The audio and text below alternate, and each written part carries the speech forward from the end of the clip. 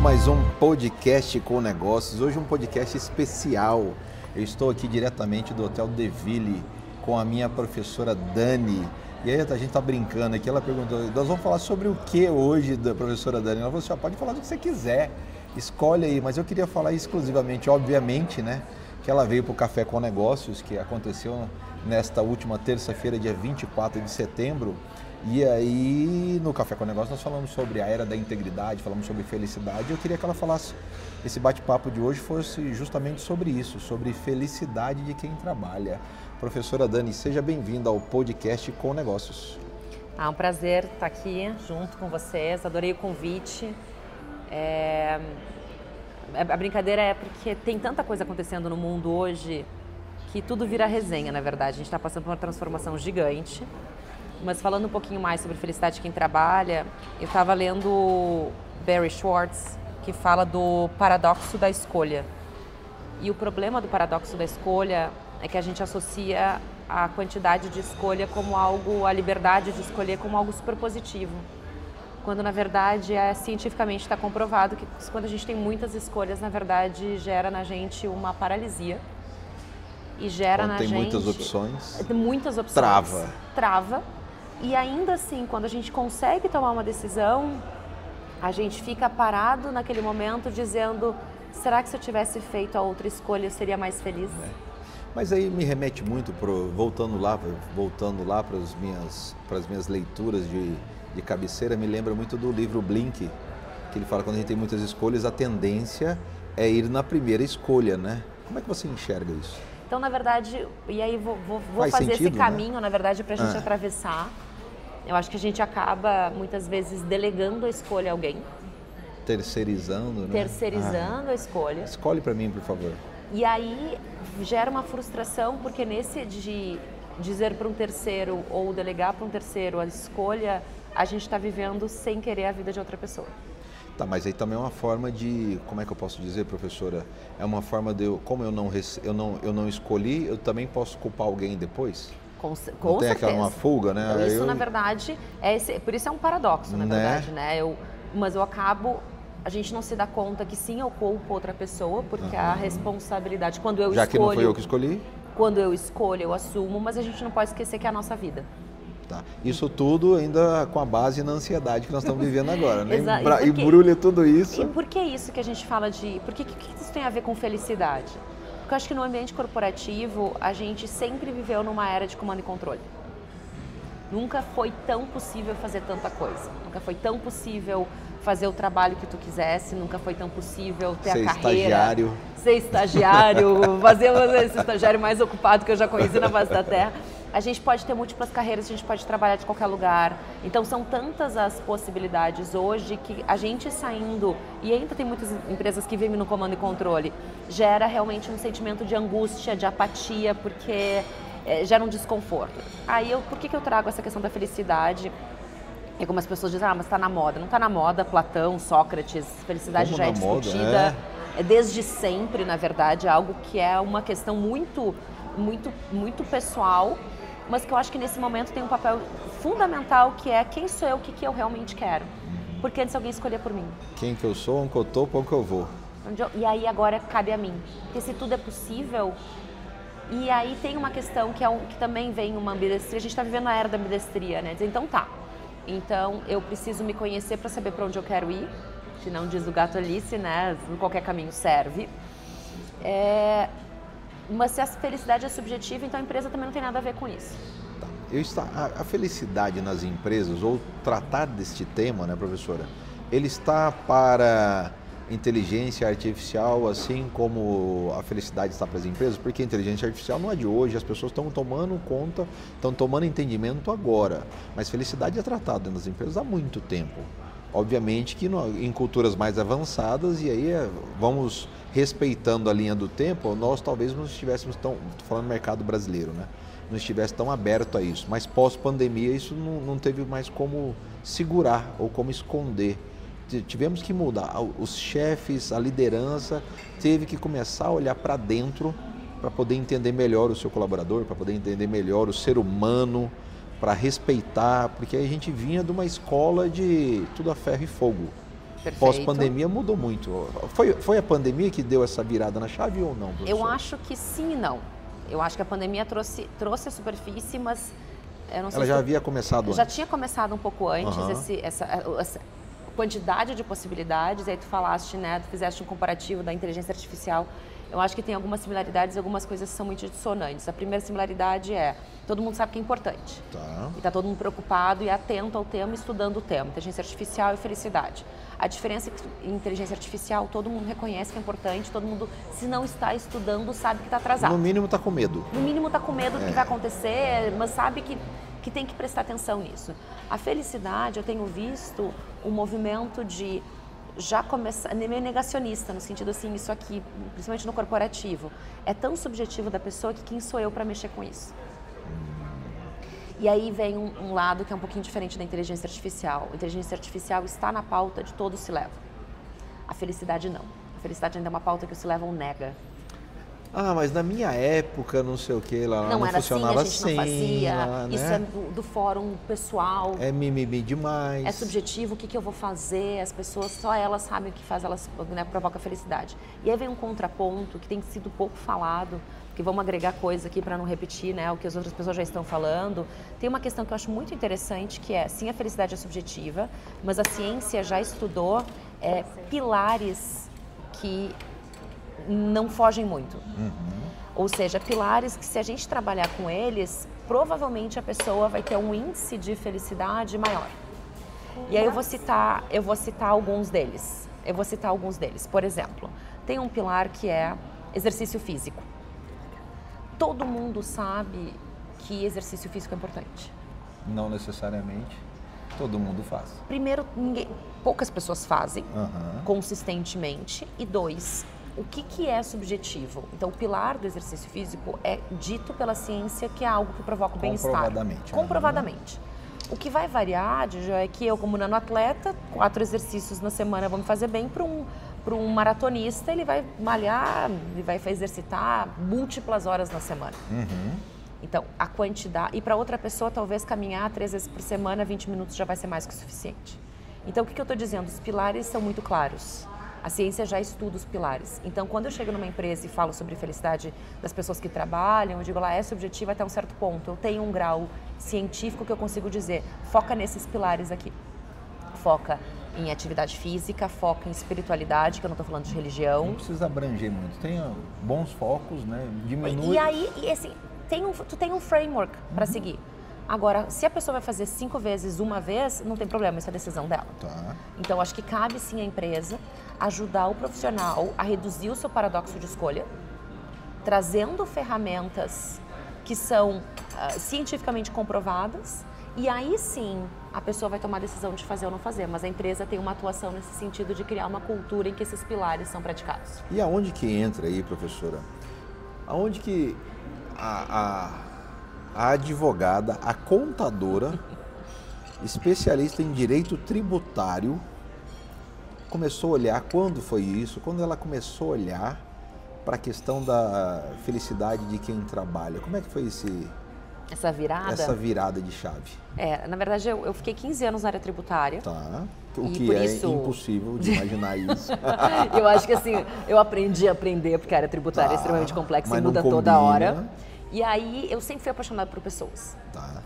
E eu acho que veio um pouco dessa questão, numa carreira tradicional no passado, era uma carreira que eu fiz direito, depois eu fiz contabilidade, técnico, contabilidade e especialização. Estava feita a minha vida, a carreira estava traçada. E aí a gente começa nessa questão hoje que tudo eu posso, quem sou eu, o que eu quero e que impacto que eu posso gerar. E eu via que eu causava um impacto muito maior no desenvolvimento das pessoas do que no levantamento de créditos tributários. Levantamento de crédito tributário no Brasil de hoje é fundamental, tem empresas que sobrevivem em função disso. Mas eu realmente conseguia deixar um legado de muito mais perenidade e transformação através realmente do desenvolvimento humano. Mas quando foi a virada de chave? Na verdade, eu fui para os Estados Unidos. Para de me enrolar e conta. Eu fui trabalhar nos Estados Unidos E eu voltei para o Brasil a um convite do CEO que me convidou para virar a diretora de pessoas nessa multinacional que eu trabalhava. Mas nessa época não tinha o Bento e o Dante, não, né? Já tinha o Bento e o Dante, então a gente estava todos morando nos Estados Unidos. Foi uma mudança radical. Foi uma mudança mega radical, porque eu tinha ido para os Estados Unidos com a família inteira para ficar o resto da minha vida. E Ou quando seja, a gente fala... como é que fala? Já está resolvido, né? Aquela assim, agora eu vou de vez. E não tem nada de vez, né? Não tem nada de vez, não tem nada de perene na vida. E tem uma coisa muito interessante, que quando a gente acha que a gente não sabe o que a gente quer da vida, às vezes vem uma oportunidade e tu não tem dúvida nenhuma. Então, assim, eu tinha ido para os Estados Unidos para passar o resto da minha vida, eu já estava com a família completamente adaptada, 2 anos, escola, uma vida... Quando veio o convite para assumir na área de RH, de cuidar de pessoas, eu nem pensei. Era só uma questão de quando. Mas aí você parou tudo. Parei tudo, voltei para o Brasil. Em janeiro de 2020, aí quem está fazendo as contas aqui sabe que em janeiro de 2020 eu estava pré uma pandemia, me mudei para uma cidade que eu não conhecia e assumi uma área num momento em que o mundo todo mudou. Uma área extremamente estratégica, né? Porque... E é uma área de gente no momento que gente estava recebendo um holofote porque só sei que nada sei. Então, em março de 2020, ninguém sabia como cuidar de gente, porque estava acontecendo algo realmente totalmente... Não sabia nem se ia sobreviver, né, professor? Não sabia nem se ia viver. Então, assim, os medos eram muito eminentes, o pessoal entrou dentro do profissional, então não tinha... Todas as barreiras foram rompidas. Então, foi um momento muito interessante para migrar de área, porque foi o momento mais intenso que eu já vivenciei como líder realmente, né, desta área. Então, foi um pouco disso que aconteceu. Eu acho que toda a cadeira que tem essa responsabilidade gera, realmente, é um privilégio, mas uma responsabilidade muito grande. Aí eu fui buscar um monte de cursos e se eu quisesse fazer algo diferente, se eu quisesse resultados diferentes, eu tinha que ousar. Eu gosto muito de coragem. Mas lá dentro, então, já tinha essa chama, lá dentro já tinha essa questão do RH, a questão das pessoas, a questão da felicidade, a questão do pacote inteiro que traz, que é o se importar com o próximo, né? Porque lá no direito, no tributário é muito racional. E aí você sai do racional para o emocional completamente. E como é que você trabalhava isso antes? Eu acho que isso é uma pergunta bem interessante, que eu acho que a gente é menos fragmentado do que a gente gostaria de ser. Né? Então, quando a gente fala da área da integridade, a gente gostava de se colocar em caixas, né? No direito, no racional.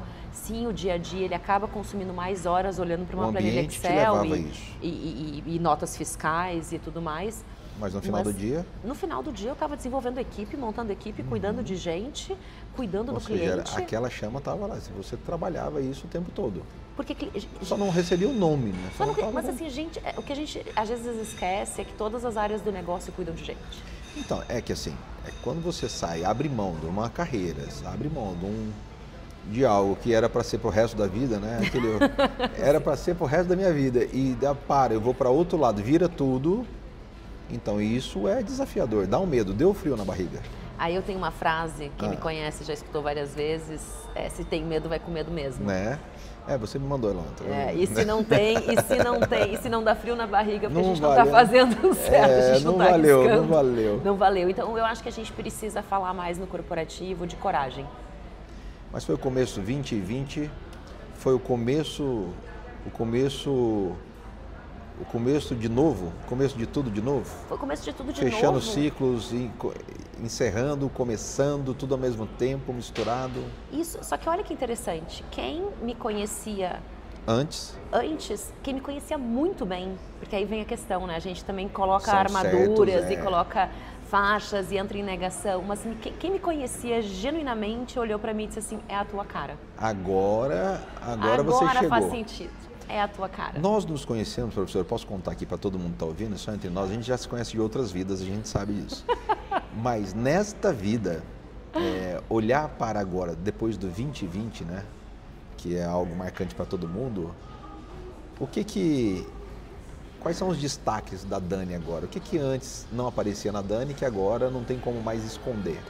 Tem uma questão que é muito interessante. Quando a gente está, e por isso a era da integridade, quando a gente está alinhado com nossa força, com as nossas super forças, nossos valores, enfim, a gente fica meio sem limite, sabe? Tudo é possível, real. Então vem uma força agora que antes eu era muito mais contida, eu era muito mais preocupada com o que os outros pensavam. Era uma carga, né? Dá a impressão que a gente carrega uma carga. Eu era pesada. Eu gostava do que eu fazia, mas eu estava sempre me justificando. Ah, mas é porque o salário é importante, porque a carreira é boa, porque... Ou e talvez não só carregando, mas também meio que a gente fica como é que eu posso dizer, antes de eu ir embora também, eu passei muito por isso. Você fica, não é como é que eu... o ator não me veio a palavra à mente agora. Você fica quase que o tempo todo personagem? Num personagem, mostrando um personagem que não necessariamente aquele sou eu. E depois que você tira esse personagem, depois você tira esse peso, tira essa roupa, essa capa, aí você parece que fica muito mais leve, parece que começa a viver mais, faz mais coisas, inclusive, do que fazia antes, sem peso, sem culpa, sem... Que interessante, tem um livro que eu li muito, que se chama O Cavaleiro e a Armadura. Tá.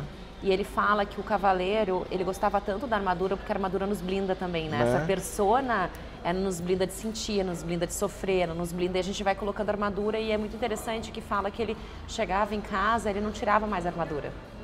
Porque a armadura é sedutora também, assim como o poder, assim como os cargos, assim como a gente vai colocando aquilo. Só que ele começou a ficar distante da família porque era impossível ter uma boa refeição com uma armadura. E chegou uma hora que... ter uma família com a armadura. Exato, e aí começou a distanciá-lo da família. E aí chegou uma hora que ele resolveu tirar a armadura e não conseguia mais, porque a armadura transformou ele quem ele era. Então ele teve que ir numa jornada, realmente, que eu acho que é isso que muitas pessoas estão pensando hoje, uma jornada de autoconhecimento, de repensar o que é, até ele conseguir realmente se desfazer da armadura. Se eu fosse fazer uma analogia, quando eu li o livro eu achei bem impactante para mim, eu estou me sentindo sem... A gente nunca fica 100% sem armadura. Isso é lógico. Mas assim, se antes ela era de ferro, hoje ela é de algodão. E hoje ela é muito mais controlada também, né? Hoje a gente entende, uma vez na armadura e saindo da armadura, é muito difícil a gente voltar de novo. E aí eu concordo contigo, a gente fica mais leve, a gente fica mais criativo, a gente fica mais íntegro. Produtivo. Assim, quando a gente fala de produtividade, a gente começa num lugar totalmente errado, né? Acho que a gente começa a cuidar das pessoas, a produtividade vai vir naturalmente. Isso para mim é uma coisa que... E o peso das decisões também fica muito mais leve. Então eu fui desligada dessa multinacional, onde eu fiquei 20 anos. Com certeza, se eu tivesse na minha primeira carreira, teria acabado com a minha vida. Né? Na segunda carreira... foi só mais uma circunstância que abriu mais um monte de portas para um monte de coisa acontecer. Eu vou falar por mim, não por você, mas eu posso falar. Talvez tenha feito melhor, tenha feito seja mais positivo do que negativo, né? Foi muito melhor do que... E é difícil na hora a gente entender isso. Eu brinco que é uma gaiola de ouro, né? Porque é um luto, é um investimento de tempo, enfim. Mas hoje, olhando para trás, vou fazer praticamente um ano, eu estou extremamente bem. E passa voando. Passa voando, e a gente começa a se envolver em um monte de projetos. Estou aqui contigo, conversando. Não estaria se eu tivesse em outra circunstância. E eu acho que essas são as coisas que a gente só ia se conhecer da outra vida, não? A gente não ia se conhecer nessa, não ia ter essa ligação. Né? A gente ia demorar um pouco mais para se conhecer nessa. Então eu acho que a beleza da vida quando a gente busca realmente a integridade, quando a gente é corajoso para assumir. Porque o entender quem a gente é, entender o que a gente veio aqui fazer é uma coisa. A gente ter coragem para fazê-lo é outra bem diferente. Legal, mudando um pouco de assunto agora, o que você apresentou, o que você falou no Café com Negócios, do que você apresentou no Café com Negócios, quais são os principais destaques, o que a gente precisa ficar mais atento, qual é a sua visão de a felicidade de estar trabalhando, né, essa questão, fazendo um resumo do Café com Negócios, quais foram os destaques para você? Então, para quem não pôde estar com a gente, ou quem esteve, quer repetir um pouquinho, escutar um pouquinho mais, na verdade é o seguinte, não é um assunto da moda, é um assunto que é extremamente relevante e estratégico para todo mundo que está no ambiente corporativo. Lembrando que o assunto, né, professor, desculpa te interromper, felicidade é o assunto número 1, o curso número 1 de Harvard, né? Há alguns anos já, não é desse ano, há alguns anos. Então, demonstra que as pessoas estão muito interessadas e se o negócio é feito de pessoas, é algo realmente que tem que estar na pauta. E paralelo a isso, eu quis trazer um pouco do que está acontecendo com a legislação. Então, não só uma questão da importância e da relevância de atentar isso no ambiente. Naturalmente já é. Naturalmente. Então, assim, não é ser líder é fazer isso. mas também um pouco de como é que está o cenário realmente legal disso, como é que a legislação está alterando, o que a gente tem de legislação vigente, então as alterações, né, dos NRs, burnout virando CID, a responsabilização da empresa. Isso é importante, hein? Porque é uma questão muito, antigamente, era meio que você dizer um nice to have cuidar das pessoas. Hoje não, hoje realmente a empresa é responsabilizada se ela não fizer algo em prol. Então a gente tem hoje, burnout virou CID, eu acho que isso foi... Na minha época não era assim, não. Então, e assim, na minha época não era, tem como ser retroativo?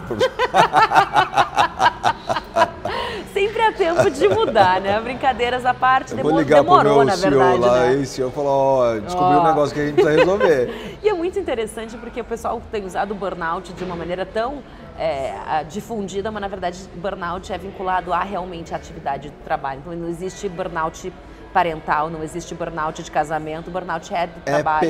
É CNPJ mesmo. É CNPJ, é um vínculo empregatício. Se esse vínculo empregatício é realmente o nexo causal, a empresa é responsabilizada. Eu acho que esse é um ponto super importante que as empresas precisam atentar. Segundo ponto, hoje, se acontece, e eu vou ser bem dramática para exemplificar, um caso de suicídio, a primeira coisa que as pessoas vão perguntar é onde essa pessoa trabalhava. Porque tem sido tão falado sobre isso, e aí a legislação que tem agora, a última lei que saiu, é da empresa, na verdade, do selo de empresa promotora de saúde mental e saúde do bem-estar. Então agora está começando a ter legislação para ajudar as empresas a estruturar quais são os critérios que a empresa tem que ter. E aí para algumas empresas vai ser um choque, porque aí sim é auxílio terapêutico, é uma cultura saudável de... Mas isso já está valendo, né? A legislação já está valendo, agora falta a regulamentação, a gente conhece, quem é do direito sabe exatamente, né? Coisas completamente são diferentes. Duas coisas completamente diferentes, assim como as penalidades, mas o que a gente está dizendo já tem a legislação, já tem inclusive um projeto de lei falando de incentivos fiscais, ou seja, agora que começou a virar legislação com responsabilização, agora se ainda não tinha vindo para a pauta do C-Level, está mais do que na hora de entrar. E tem muita empresa também, Pro, que acaba voltando para aquela história, não, vamos tirar ele do CLT e transformar ele em PJ, que está tudo resolvido, não tem mais vínculo nenhum.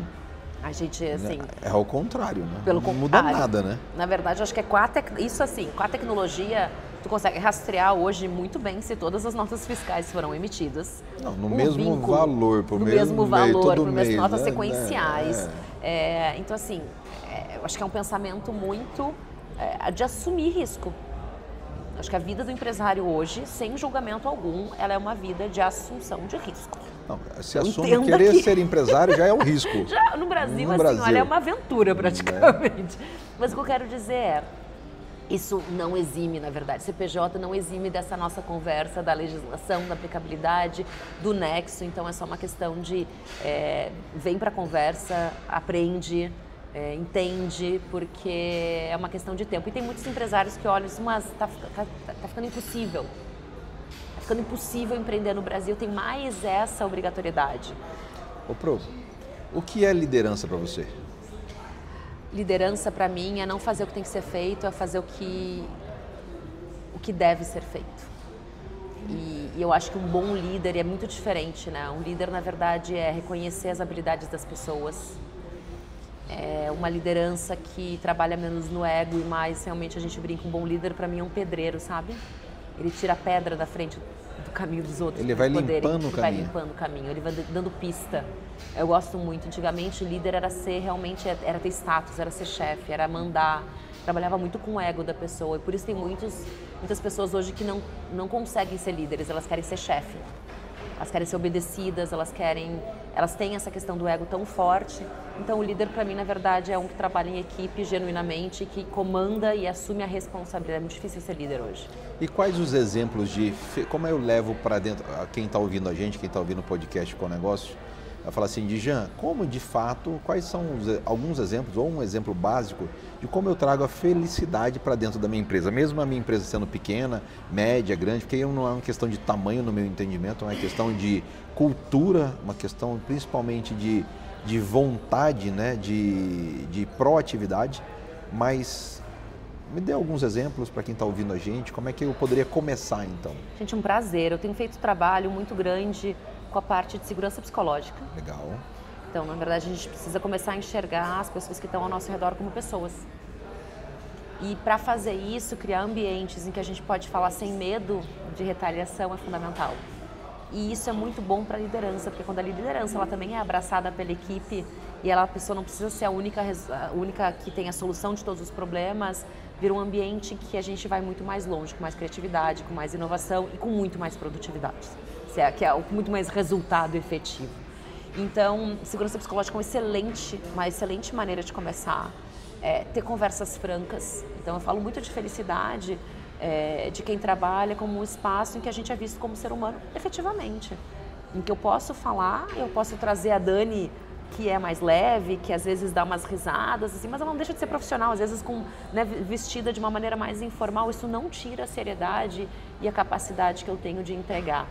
Então, acho que isso começamos a mudar um pouco, tem um longo caminho, mas para mim eu começaria com certeza com segurança psicológica e tem várias interações que como é que eu consigo criar esse espaço com menos ego, com mais vulnerabilidade e muita conexão. Mas quando você fala, professora, estar mais próximo, tem muita gente que tem medo de misturar as coisas, né? Não saber achar os limites corretos, até porque tem muita gente que pensa ao contrário, né? Eu não posso ter intimidade nenhuma, eu não posso chegar perto de jeito nenhum, eu sou o chefe, pronto, acabou. Então, existe vários caminhos, várias formas, mas talvez a leitura, talvez a capacitação, o próprio treinamento, consultoria, trazer alguém de fora para dentro da empresa, seja o primeiro passo também, né? Ajuda muito, né? O olhar externo, né? Eu estava semana passada fazendo um workshop de segurança psicológica, conversando com a líder que nos contratou e ela falou assim: é muito impressionante como um olhar de fora externo impacta. Né? Coisas que eu estava dizendo não são escutadas e parece, eu até brinquei, assim, a gente não combinou, mas a gente falou coisas muito parecidas. Então, a força de um olhar externo, com ciência, com informação, não é algo que está acontecendo só em uma empresa, tem várias empresas, trazer realmente exemplos de como outras empresas estão lidando com isso. Então, com certeza, eu começaria... não começaria, mas assim, ajuda externa faz total diferença. E começa desde conversas, pode ser mentoria, pode ser uma consultoria, pode ser uma capacitação, pode ser um workshop, pode ser uma palestra de sensibilização. Tem vários formatos, dependendo do momento da necessidade, disponibilidade da empresa. O que eu te digo é que não tem como não fazer. Então, acho a que única coisa que não pode é não fazer, ficar não fazer. parado. É não fazer. E assim, se não fizer, mas eu nunca fiz e nunca deu problema nenhum. Já era. Na verdade, você não enxergou, porque já foi. Já foi. Então agora a gente está quase remediando, na verdade, né? Gerenciando danos. O mundo está mudando muito rápido. E eu escutei uma frase semana passada que me marcou muito. A gente tem que ser o líder que a gente nunca teve. Então os líderes precisam ter... É uma complexidade de liderança hoje que a gente não tem referência. Então é um momento de pedir ajuda, né? É legal você falar isso, porque eu tento, né? Eu tenho essa visão, eu enxergo, e aí portanto, eu não sou ignorante no assunto. Isso dá uma dor no coração gigantesca, porque eu venho de uma escola alemã, né, de liderança, que é uma escola super tranquila, educada, apaixonante. Caio numa escola vulnerável, caio numa escola italiana, outra escola extremamente educada, tranquila, fala calmamente também. E aí, quando eu olho para os meus liderados hoje, é uma força o tempo todo de você. Eu já sei o que não precisa ser feito, eu já sei como não deve ser feito. Eu só vou errar se eu quiser. Então, isso eu acho que é um primeiro passo. E esse passo, esse respeito, esse olhar para o outro e ser o líder que, digamos assim, que você falou, né? Ser o líder que eu não tive, que é aquele líder que eu não quero ser aquilo que eu tive. Quando eu olho para dentro, eu tenho um desafio gigantesco hoje no mundo corporativo, que é a tal da falta de mão de obra qualificada que todo mundo fala. E eu sempre digo para os empresários, né? Eu acredito que não seja falta de mão de obra qualificada, eu acho que seja falta de empresas que inspiram essa mão de obra. Eu acredito muito nessa tese. Se você é um líder inspirador, se a sua empresa é uma empresa inspiradora, não vai faltar gente para trabalhar com você. É perfeito. Então, talvez tenha que inverter o processo, não é? É sempre a gente vê naquelas desculpas verdadeiras, né? Então, assim, descobri que não tem mais ninguém interessado em trabalhar comigo. Dói. ou bem menos pessoas interessadas em trabalhar Dói. só por um salário, dói muito. Dói. Porque esse camarada, por X reais a mais, ele vai embora. Exatamente. Né? Eu trabalho hoje para ter gente que trabalha comigo que é apaixonada pelo meu estilo de trabalho e que vai crescer comigo. E eu sei que ela vai embora daqui a pouco. E eu acho que essa é Tá a tudo questão certo. do desapego, de dizer, se eu quero ter pessoas brilhantes comigo, elas não vão ficar necessariamente comigo o resto da vida. Elas vão embora. Elas vão passar um tempo. Então, isso tem sido uma disrupção no mercado muito grande, que como o propósito e o ganho da pessoa dentro de um ambiente corporativo é muito mais que só o salário, é o aprendizado, é o desenvolvimento, é a qualidade, são as trocas, é a conexão, não necessariamente vai ser para sempre. Né? E não a gente tem que ser pra parar sempre, de achar que ela saiu porque ela não gosta de mim, eu fiz tudo, eu treinei, eu cuidei, ela foi embora. Gente, que bom. Eu tenho um exemplo disso para a Dani, que foi começou comigo na construtora como estagiária. Eu não sei se eu já te contei isso, mas ela, acho que foram 7 anos, no 5º ano nós sentamos e falamos, Dani, eu falei para ela, Dani, nós precisamos resolver a sua vida. Porque ela chegou num ponto dentro da construtora que ela não poderia mais crescer. Eu falei, você precisa crescer, para onde nós vamos? Como assim? Vamos ter que arranjar outro lugar para você. Eu vou te ajudar a arranjar, a fazer o currículo, a trabalhar esse plano de carreira para você buscar uma outra oportunidade. 2 anos depois, ela foi para a entrevista, surgiu, ela entrou na minha sala chorando, e recebi um convite de uma entrevista, e agora? Eu falei, agora ferrou. Me fala aqui, como é que foi? Quando que é? Que não sei o quê. E aí foi legal passar isso com ela. Aí, tá bom, que dia que vai ser a entrevista? Preparamos, currículo, ela foi, voltou, fizeram uma proposta. Eu falei, ferrou, agora ferrou mesmo. Deixa eu ver a proposta. Não gostei. Mas como não gostou, é melhor do que eu ganhe aqui. Eu falei, não, daqui, você vai fazer essa contraproposta. Mas se eles não aceitaram, eu falei, eles vão aceitar. Ela fez a contraproposta, aceitaram. E ela foi embora. Foi embora feliz, cresceu, hoje está crescendo. Eu acho que é sobre isso. Eu estou ali porque ela precisa crescer. A vida dela não é para ficar amarrada a minha, não submissa, não é minha. E aí tem uma coisa que talvez a Dani, se tivesse ficado lá, não seria a Dani que tu gostaria de ter ao teu lado. E nem ela teria exercido a potencialidade que ela teria. Perfeito. E tem uma fala muito, virou meme, no falecimento do Silvio Santos, que era ele falando, se eu não me engano, para Larissa Manoela, dizendo vai pra Globo. Eu vi. E aí diz, pra mim isso é liderança. Lá você vai crescer mais do que aqui. Vai crescer mais do que aqui. E aí quando a gente começa a olhar exatamente para o humano e não para a Dani como uma força de trabalho que vai me gerar um problema, porque a saída da Dani gerou desconforto e to-dos, e eu vou ter que achar outra pessoa para substituir. Quando a gente tem realmente um ambiente que todo mundo faz isso, e não só 1 ou 2 líderes, a gente tem um ecossistema em que não vão faltar pessoas capacitadas. E obviamente, né, só para concluir, eu acho que aí começa a fechar um ciclo de pessoas boas que a gente traz para um ciclo de crescimento, porque nós estamos aqui para ajudar o outro a crescer. E aí imagina quando a gente fala, tá, mas eu não tô aqui, e eu já escutei várias vezes, eu não tô aqui para treinar para os outros. Primeiro, essa pessoa nunca foi tua, vamos começar assim. Desde quando ela é sua. Desde quando ela é sua. E 2, quando a gente colabora, e aí vem um pouco do SG, que às vezes as pessoas não entendem como está conectado. Eu não estou preparando para mim, eu estou preparando para o ecossistema.